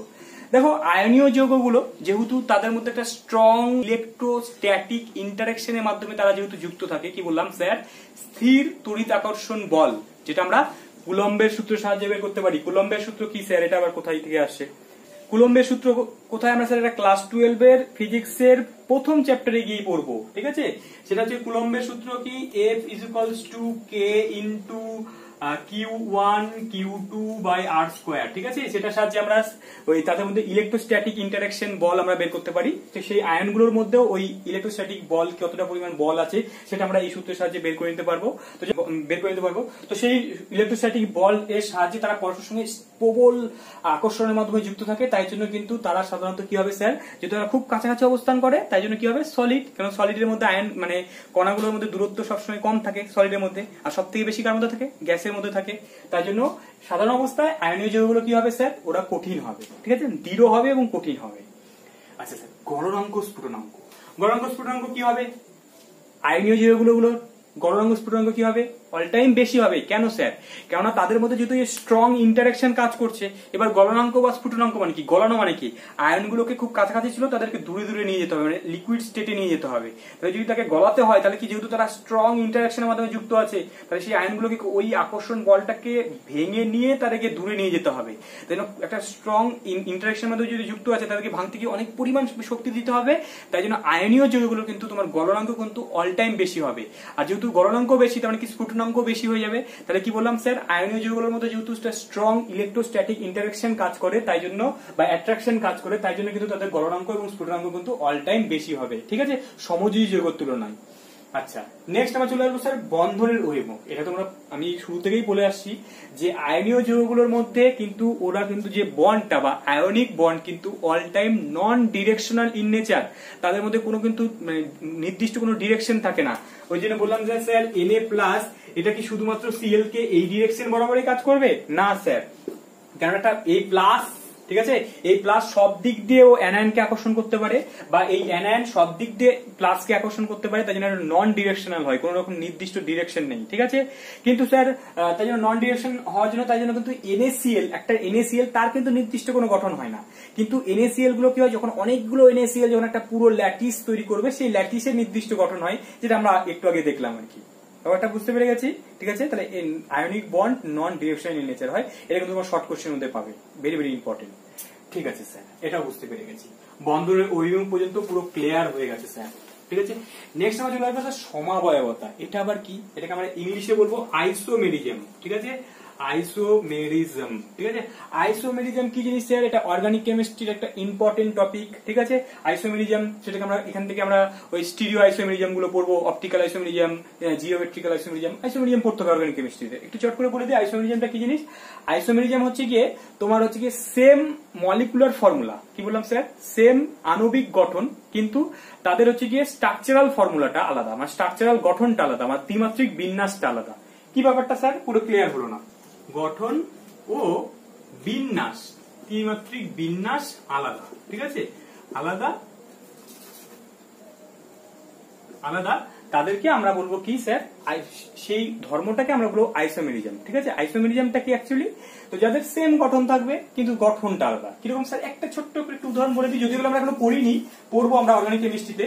দেখো তোমাকে বলা হলো তোমাকে C2H6O, ঠিক আছে, এটা আণবিক সংকেত যুক্ত দুটো যৌগ। যেমন ধরে নাও CH3 বন্ড ও বন্ড CH3, এটার নাম কি স্যার? এটার নাম CH3O, CH3 এর নাম কি? Dimethyl ether. আচ্ছা স্যার, এটা আরেকটা কম্পাউন্ড হতে পারে CH3 CH2OH, এটার নাম কি স্যার? ইথানল, ঠিক আছে। দেখো এর সংকেতে দেখো এখানে কার্বন কটা আছে? দুটো আছে। হাইড্রোজেন কটা আছে? 6টা আছে, ঠিক আছে। অক্সিজেন একটা আছে। এটার সংকেত দেখো কার্বন কটা আছে? দুটো। হাইড্রোজেন কটা আছে? 6টা। অক্সিজেন একটা। দেখো দুজনের কি সংকেতটা সেম, সংকেত সেম, কিন্তু দেখো এটা একটা ইথার, এটা একটা ইথানল, অ্যালকোহল একটা ইথার। দুজন কিন্তু কি বললাম স্যার, আণবিক সংকেত সেম কিন্তু তাদের আণবিক গঠনটা বা বিন্যাসটা আলাদা, তাদেরকে আমরা বলবো আইসোমেরিজম। মানে এই যে এরা দুজন পরস্পর কিন্তু আইসোমার, মানে এরা আইসোমেরিজম দেখাচ্ছে, ঠিক ব্যাপারটা বোঝা গেছে? যাই হোক আমরা পরবর্তীতে পড়বো আরো ডিটেইলসে। কিন্তু স্যার এরকম আণবিক মানে এই ধরনের আইসোমেরিজম কি আয়নীয় যৌগগুলো দেখায়? না স্যার, আয়নীয় যৌগগুলো এরা কিন্তু আইসোমেরিজম দেখাতে পারবে না। কেন? কারণ তাদের তো বন্ডের তো কোনো নন ডিরেকশনাল, মানে তারা যদি গঠনটা, আমি ধরে নাও তুমি যদি বলো যে NaCl কে যদি আমরা এইভাবে আঁকাতে পারি, আমি আমার পরেও বলেছিলাম যে NaCl কে আমরা এইভাবে আঁকাতে পারি, দুটো কিন্তু একই জিনিস, কিন্তু যেহেতু এরা যেহেতু নন ডিরেকশনাল হয়, তো তাই জন্য এদের মধ্যে কিন্তু কোনো রকম আইসোমেরিজম দেখা যায় না, কারণ তাদের গঠন তো সবসময় সমানই থাকবে, কারণ আমি সিএল কে যেদিকেই লাগাই না কেন একই ব্যাপার, ঠিক আছে। তাই জন্য যেহেতু এদের মধ্যে কোনো রকম বন্ধনের মধ্যে কোনো ডিরেকশন থাকে না, তাই জন্য এরা কিন্তু আইসোমেরিজম দেখাতে পারে না। আইসোমেরিজম কারা দেখাবে স্যার? সমযোজী কম্পাউন্ড গুলো কিন্তু আইসোমেরিজম দেখায়, ঠিক বুঝে গেছি। তাহলে আয়নজীব গুলো আইসোমেরিজম দেখাবে না। আচ্ছা, আইসোমেরিজম বুঝতে পেরে গেছি স্যার। এবার চলে আসবে তড়িৎ পরিবাহিতা। তড়িৎ পরিবাহিতা কি স্যার? আচ্ছা দেখি এখানে কে বলতে পারে NaCl, এটা কি তড়িৎ পরিবহন করে? NaCl, কঠিন NaCl, ঠিক আছে, কঠিন NaCl কি তড়িৎ পরিবহন করে? না স্যার, কঠিন NaCl সে কিন্তু কখনো তড়িৎ পরিবহন করবে না। তুমি এক প্যাকেট লবণ নিয়ে আসবে, তার মধ্যে দুদিকে দুটো তড়িৎদ্বার ঢুকিয়ে দাও, তাহলে একদম যদি পিওর একদম শুষ্ক যদি NaCl হয়, তাহলে কিন্তু কখনোই কিন্তু সে তড়িৎ পরিবহন করবে না। কেন স্যার? কারণ তড়িৎ পরিবহন করার জন্য তো আমার আয়নের প্রয়োজন, কিন্তু NaCl ও তো একদম স্ট্রং ইন্টারাকশনের মাধ্যমে তো খুব কাছাকাছি অবস্থান করছে। তো কাছাকাছি অবস্থান করার জন্য কি হবে? সে আয়ন তো ওখানে তো মুভেবল না, আয়ন তো একটা আয়ন আর একটা আয়নের সঙ্গে তো আকর্ষণ বলে মধ্যে যুক্ত, তো সেই আয়নটা তো আর তো মুভ করতে পারবে না। মুভ যদি না করতে পারে তাহলে ইলেকট্রন কিভাবে নিয়ে যাবে? ইলেকট্রন যদি না নিয়ে যায় তাহলে তড়িৎ পরিবহন কি করে হবে? তাই জন্য কিন্তু তোমার কি বললাম স্যার, NaCl, কঠিন NaCl সেটা কিন্তু তড়িৎ পরিবহন করবে না। কিন্তু সেটাকে যদি মোল্টেন অবস্থায় নিয়ে যায়, মোল্টেন মানে কি? গলিত। যদি NaCl কে তুমি গলিয়ে দাও, হিট দাও, ঠিক আছে, হিট দিলে কি হবে? আয়নগুলো মুভ করার জন্য রেডি হবে, মানে দূরে দূরে থাকবে, তাহলে এর মধ্যে এই যে প্লাস মাইনাসকে আকর্ষণ করবে না, তাহলে এবার ও সহজেই ইলেকট্রন নিয়ে যেতে পারবে। তাই জন্য গলিত কি আছে? কঠিন NaCl এ কিন্তু তড়িৎ পরিবহন করে না, ঠিক আছে, তড়িৎ পরিবহন করে না, ঠিক আছে। কিন্তু তোমার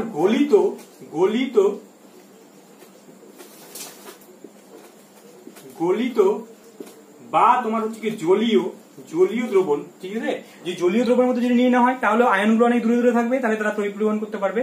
তাহলে কঠিন NaCl সে কিন্তু তড়িৎ পরিবহন করবে না, কারণ তাদের মধ্যে স্ট্রং আকর্ষণ বল আছে। ওরা যদি আয়নগুলি পরিবহন না করতে পারে, মানে যদি চলাচল না করতে পারে, তাহলে তড়িৎ পরিবহন করবে কি করে? তাই জন্য ব্যাপারটা বুঝে গেছে স্যার, তড়িৎ পরিবহন কঠিন আয়নীয় কম্পাউন্ড গুলো তড়িৎ পরিবহন করে না, কিন্তু সেটা গলিত অবস্থায় বা হচ্ছে গিয়ে তোমার জলীয় দ্রবণ মানে অ্যাকুয়াস সলভেন্টের মধ্যে তারা কিন্তু তড়িৎ পরিবহন করতে পারে। আচ্ছা স্যার, দ্রাব্যতা মানে কি? আমরা তো জানি যে তোমার আয়নীয় কম্পাউন্ড গুলো কি হবে, তোমার হচ্ছে পোলার সলভেন্টের মধ্যে দ্রবীভূত হবে। আয়নীয় কম্পাউন্ড গুলো কি হয়? আমরা জানি, এটা ছোটবেলা থেকে পড়ে আসছি যে আয়নিক কম্পাউন্ড গুলো সবসময় আমাদের পোলার সলভেন্টের মধ্যে দ্রবীভূত হবে। আর তোমার তোমার সমযোজী কম্পাউন্ড গুলো সাধারণত তোমার কি নন পোলার সলভেন্টের মধ্যে। পোলার সলভেন্ট কাদেরকে বলে স্যার? পোলার সলভেন্ট মানে কি? যেটা প্লাস মাইনাসে ভেঙে থাকবে, মানে কি স্যার? যেমন জল, ঠিক আছে, জল দুজনের মধ্যে যদি তড়িৎ মধ্যে পার্থক্য থাকে, তাই জন্য জলটা ডেল নেগেটিভ, মানে অক্সিজেনটা del negative, hydrogen del positive হয়ে থাকে। ডেল পজিটিভ হওয়ার জন্য কি এটা ধ্রুবীয় হয়ে যাচ্ছে, ঠিক আছে। এখানে ডাইপোল মোমেন্টে কাজ করবে। ডাইপোল মোমেন্ট আমরা এই চ্যাপ্টারের মধ্যেই পড়বো। যাই হোক, জল একটা ধ্রুবীয় সলভেন্ট, তো ধ্রুবীয় সলভেন্টের মধ্যে সাধারণত কি হবে? আয়নীয় কম্পাউন্ড গুলো দ্রবীভূত হতে পারবে। কেন স্যার? কেননা কি করে, যখন তখন Na+ যখনই কোনো জলের মধ্যে দিয়ে দেওয়া হবে, তখন এই মাইনাস পার্টটা কি করবে? এই এটাকে টেনে বাইরে বের করে নিয়ে আসবে, আর এই প্লাস গুলো কি করবে? Cl থেকে টেনে বাইরে বের করে নিয়ে আসবে। তখন বের করে নিয়ে আসার জন্য এদের মধ্যে যে আকর্ষণ বলটা ছিল, সেই আকর্ষণ বলটাকে ধীরে ধীরে ছিন্ন করে দেবে। এই Na+ থেকে আলাদা করে ঘিরে ধরবে, এই Cl- থেকে আলাদা করে ঘিরে ধরবে, তখন তারা কিন্তু জলের মধ্যে দ্রবীভূত হয়ে যেতে পারবে, ঠিক আছে। জলের মধ্যে দ্রবীভূত হয়ে যাবে।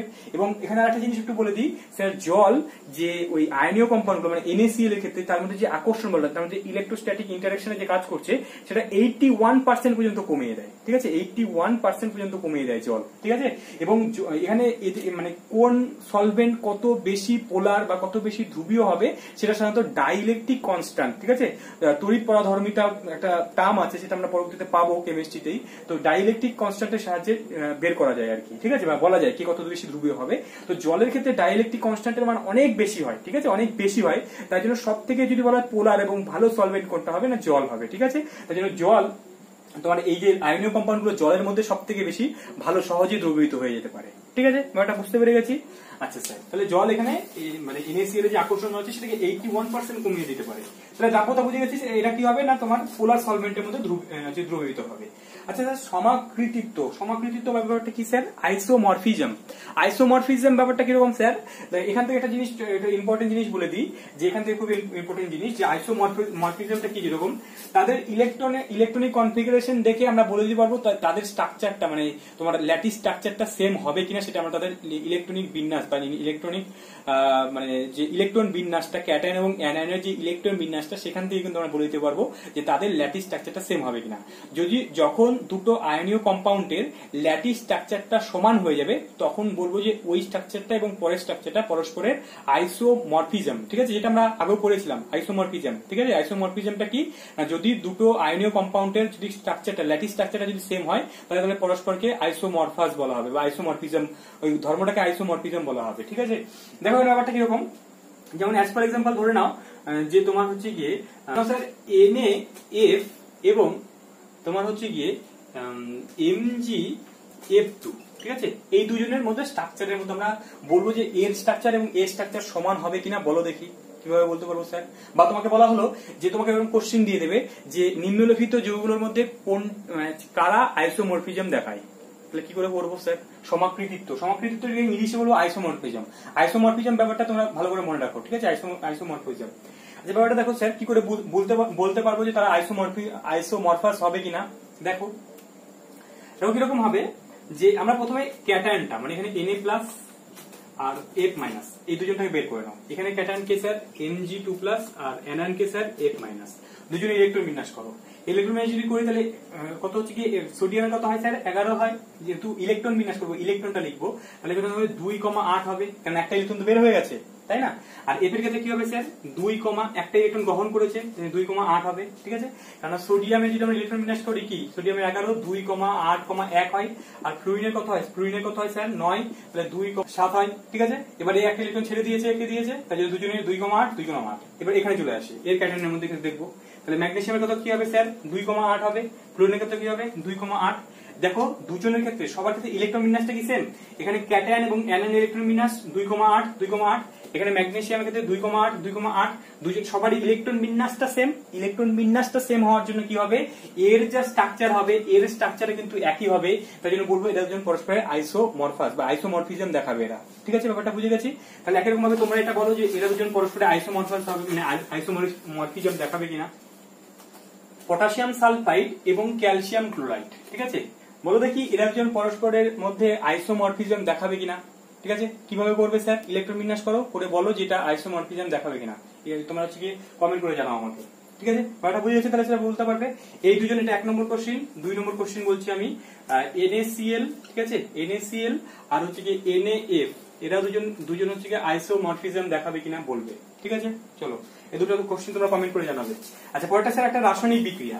দেখো আয়নীয় কম্পাউন্ড গুলোর মধ্যে যে রাসায়নিক বিক্রিয়াটা হয় না, যখন এটা এই ব্যাপারটা একদম পড়বো আমরা, যেহেতু আমরা ক্লাস 12 এ কেমিক্যাল কাইনেটিক্স তখন গিয়ে পড়বো আবার, দেখো তাই জন্য ব্যাপারটা ক্লিয়ার করবে এখানে।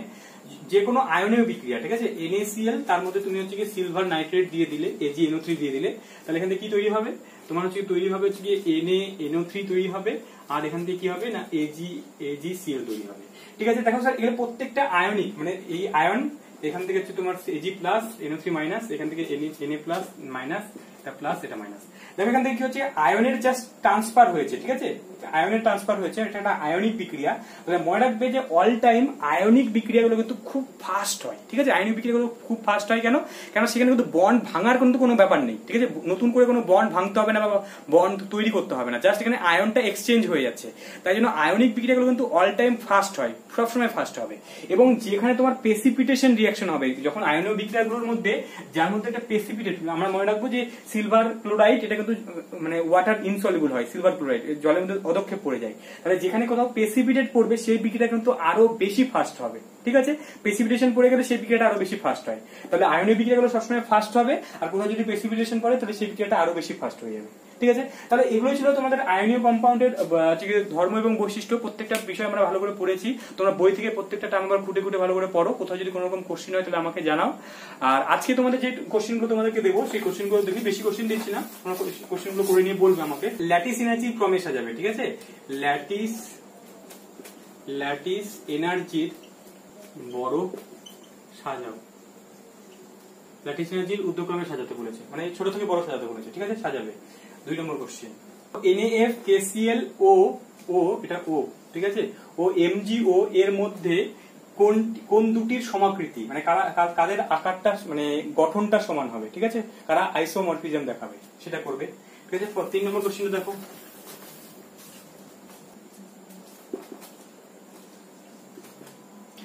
3 নম্বর কোশ্চেনে দেখো এবি যৌগ গঠন বলে দিয়েছে ঘনাকার, ঠিক আছে, কিউবিক গঠন নিয়ে আছে। তাহলে সেক্ষেত্রে এ প্লাস মানে ক্যাটায়নটা এবং অ্যানায়নটার কোঅর্ডিনেশন নাম্বার কত করে হবে সেটা তোমরা বলবে, ঠিক আছে। ছকটা তোমাদের আশা করি মুখস্থ হয়ে গেছে। পরেরটা একটা বলবে আর ল্যাটিস এনার্জি বেশি, ঠিক আছে, ল্যাটিস এনার্জি বেশি। এই যে 4টা কোশ্চেন দিলাম, এই 4টা কোশ্চেন তোমরা কমেন্ট করে জানাবে। এবং হচ্ছে আজকের ক্লাসটা আমরা এখানে শেষ করছি। তাহলে দেখা হচ্ছে পরবর্তী ক্লাসে।